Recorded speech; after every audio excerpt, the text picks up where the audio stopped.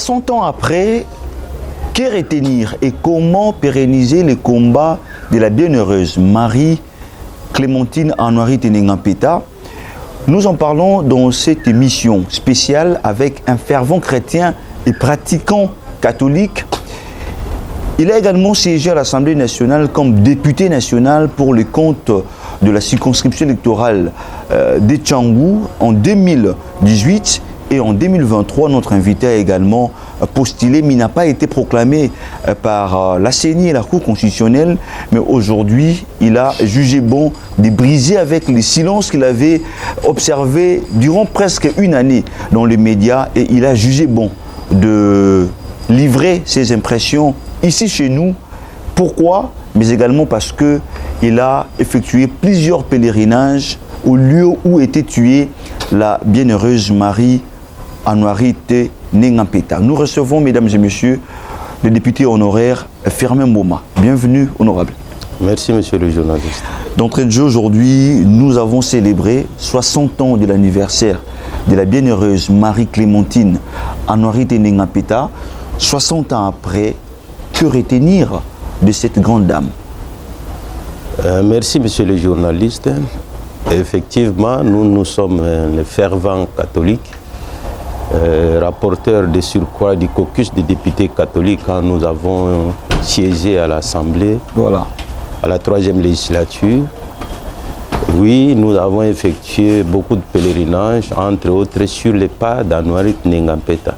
Ici, l'homme blanc avait déformé son nom. On écrit Anouarité. Mais là-bas, à Wamba, à Isiro, on la connaît sur le nom de Anoalité. Anoalité. C'est comme ça, comme vous savez à l'époque, c'est plus l'homme blanc qui écrivait le son qu'il écoutait. Mais actuellement, eux-mêmes savent que ce n'est pas Anoalité. Anoalité n'a pas de signification, mais plutôt Anoalité qui est significatif. Ce nom-là parlait d'Anoalité, de son cursus et de ce qu'elle est. C'est vraiment costaud, mais ce que nous devons retenir est que c'est une fervente dame qui a accepté de défendre sa chrétienté jusqu'au sacrifice suprême. C'est un grand nom encore vers Wamba, vers Isiro, bref, à la province orientale. Mais ici, c'est un travail qu'on doit vraiment faire davantage pour vulgariser et faire connaître davantage le nom, le parcours, les prouesses d'Anouarité par rapport à sa foi chrétienne. Et alors aujourd'hui, 60 ans après, comment caractérisez-vous, sinon symbolisez-vous son combat? Disons, le fait simplement qu'elle ait accepté de pouvoir mourir au nom de sa foi chrétienne, c'est un processus qu'on est en train de poursuivre. On n'est pas encore arrivé. Il faut qu'elle soit à notre niveau en tant que chrétien, qu'elle soit ramenée au rang de sainte par rapport à sa foi chrétienne qu'elle a défendue. Donc qu'elle soit béatifiée. Qu'elle soit béatifiée effectivement comme une sainte. La première peut-être pour le Congo, au regard de son combat. Au regard de son combat, c'est un processus. Nous osons croire que le jour viendra où elle sera béatifiée sainte, la première sainte du Congo. Est-ce qu'aujourd'hui, Marie-Clémentine Anouari-Tenengampeta peut être considérée parmi les modèles, d'abord dans l'église Famille des Dieux de la RDC, mais également sur le plan national? Oui, effectivement, mon frère. Vous aurez peut-être le temps de parcourir là où elle a vécu. Vous constaterez que vous écouterez les témoignages selon lesquels, d'abord, c'était une belle dame. Entre autres, ce qui a mené sa mort, c'est parce qu'elle était trop jolie. Et c'est cette beauté naturelle-là, physiquement parlant, que le militaire, le colonel n'a pas su supporter. Et elle aussi a tenu à sa foi chrétienne. Née à Matabone, grandie à Matali, c'est à quelques mètres de Wamba. Pendant son parcours, elle a été formée à Bafouabaka. Là où elle est passée, à Voubé, et jusqu'à venir trouver la mort à Isiro.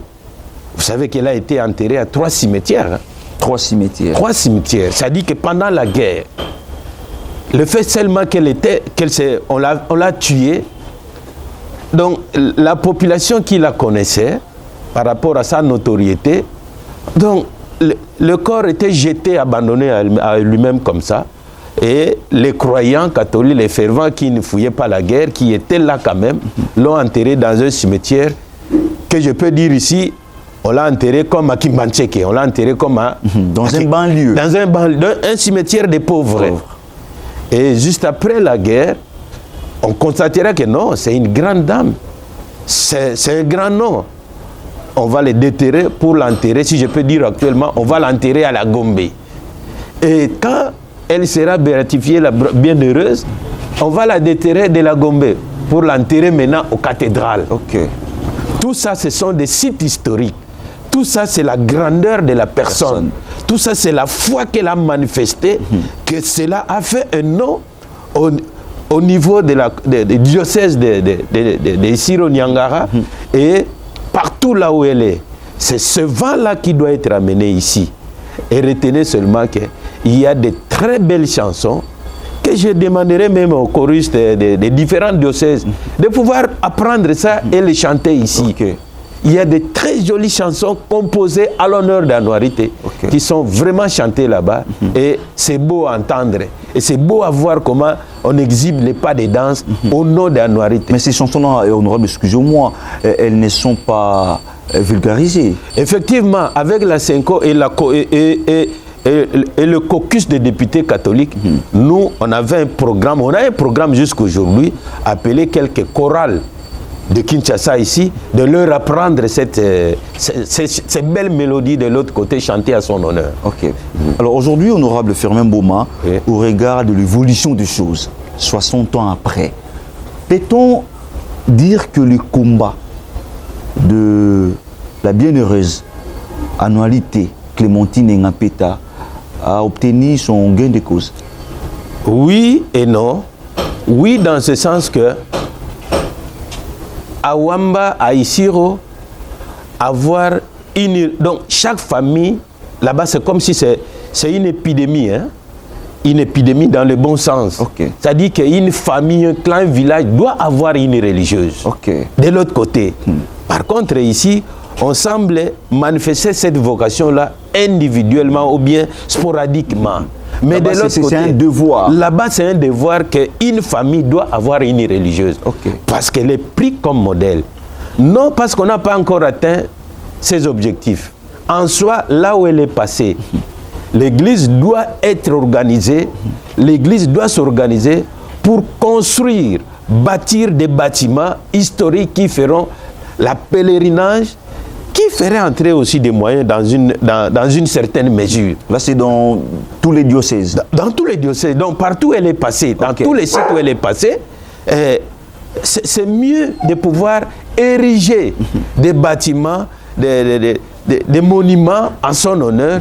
Comme ça, tout le monde qui quitterait ici pour aller au pèlerinage, ils verront facilement. Anouarité n'a pas fait beaucoup de temps à Isiro. Anouarité a passé tout son temps à Wamba. Mais ici, malheureusement, c'est à Isiro qu'elle est venue mourir. Elle a trouvé la mort à Isiro. Elle n'a pas fait 2 semaines à Isiro. Lors de son arrivée. Lors de son arrivée. Donc, elle n'a pas fait 2 semaines. Donc, le reste de sa vie, de sa foi chrétienne, elle a manifesté dans le territoire de Wamba. Mais Isiro, elle est venue seulement trouver la mort. Comme c'est là où elle est morte, et c'est là où c'est devenu trop célèbre. Mais son parcours, son passé, c'est à Wamba. Vraiment, vous nous faites découvrir... C'est à 120 km de Isiro. Vous nous faites découvrir la vraie histoire de la bienheureuse, mais aujourd'hui, honorable Firmin Boma. Au-delà des célébrations, pensez-vous réellement que la bienheureuse est immortalisée? Je vais vous donner une histoire. Elle est née à Matabone.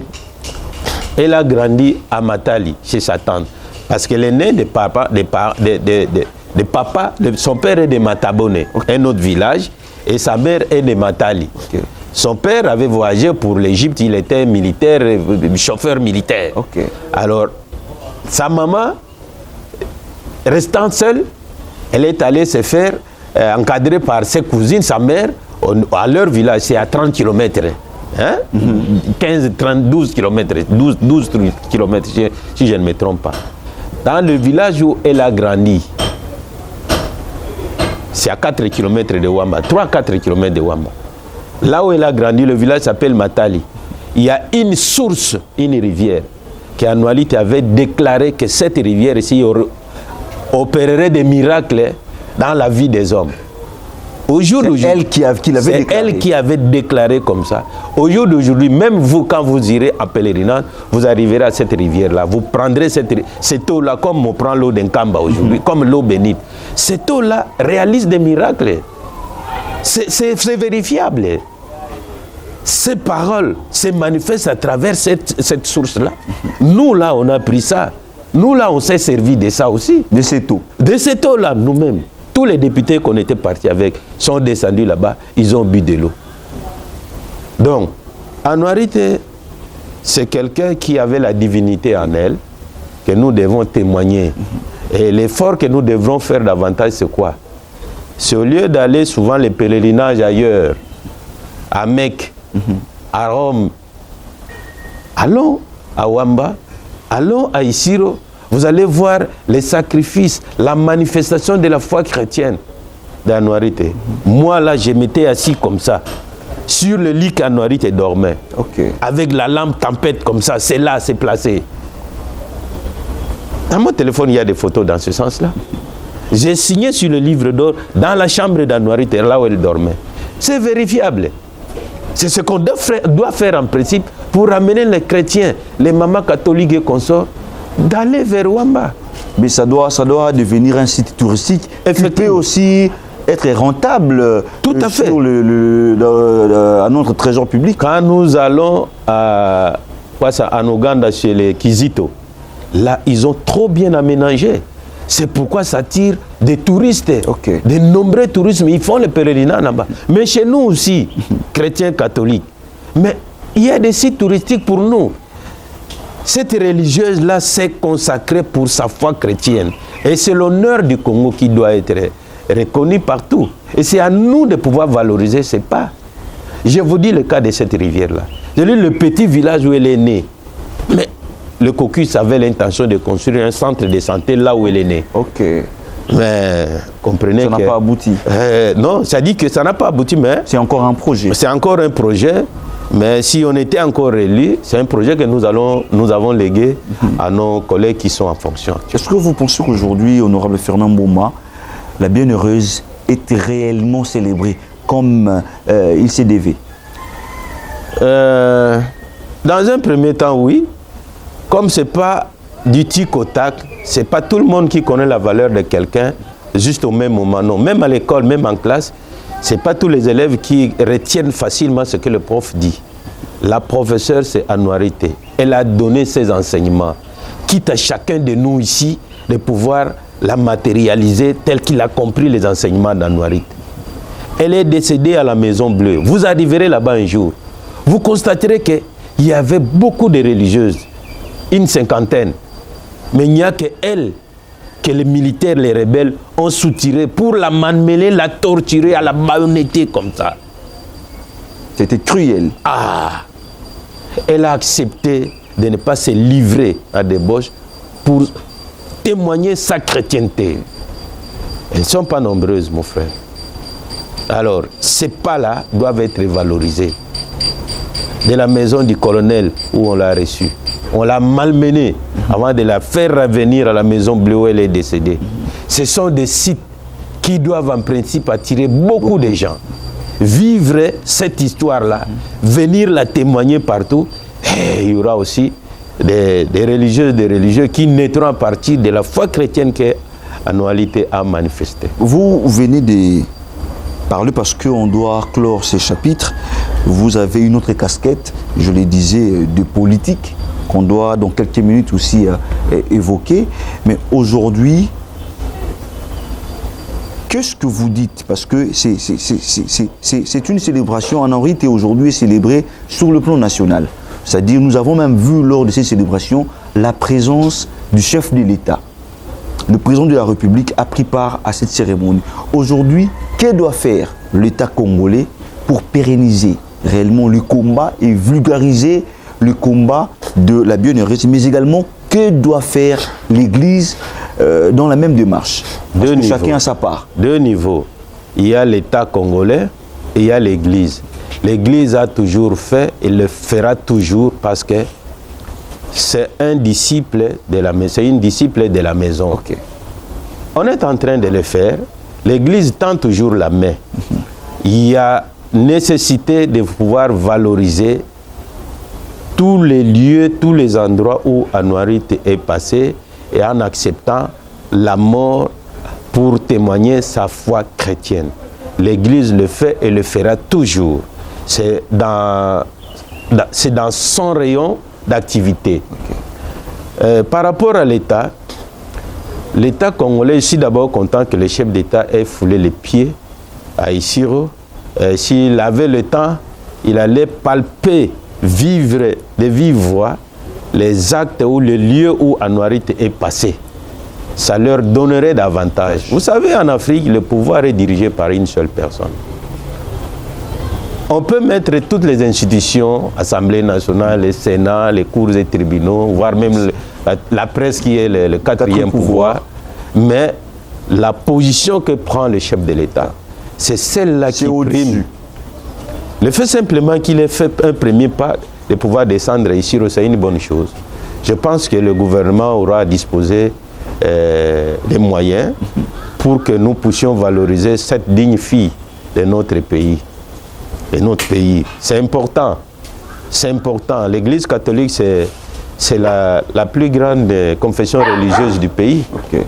Comment est-ce que l'État ne peut pas être toujours accompagner cette Église? Donc c'est important. Mais le fait simplement que le chef ait foulé les pieds là-bas, je suis content. Je sais qu'il y réagira. Donc il y aura une suite favorable. Oui, il réagira. Ce n'est normal, il réagira. Le message est passé. Ça fait aujourd'hui débat dans la classe politique. C'est cette histoire de la révision ou du changement de la Constitution. Êtes-vous aujourd'hui disposé à répondre à cette question? J'ai mon opinion personnelle que je pourrais donner. Mais étant donné que nous sommes dans un regroupement, nous sommes dans un parti politique, si pas à travers le parti politique, peut-être à travers le regroupement, nous donnerons une position. Mais ce qui est sûr, nous sommes politiques, nous n'allons pas nous taire. Nous parlerons au moment opportun. Honorable Firmin Mboma, je rappelle que vous êtes député honoraire élu de la circonscription électorale de la Tchangou, mais également un fervent chrétien et pratiquant catholique, surtout que vous avez été porte-parole du caucus des députés chrétiens catholiques.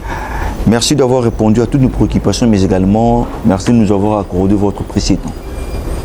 Je vous remercie, mon frère et cher ami. Vous, chers téléspectateurs, merci de nous avoir suivis, chers internautes. Merci également de vous abonner. Merci de commenter. Merci également de nous donner vos encouragements, vos points de vue. Ils seront les bienvenus et à très bientôt.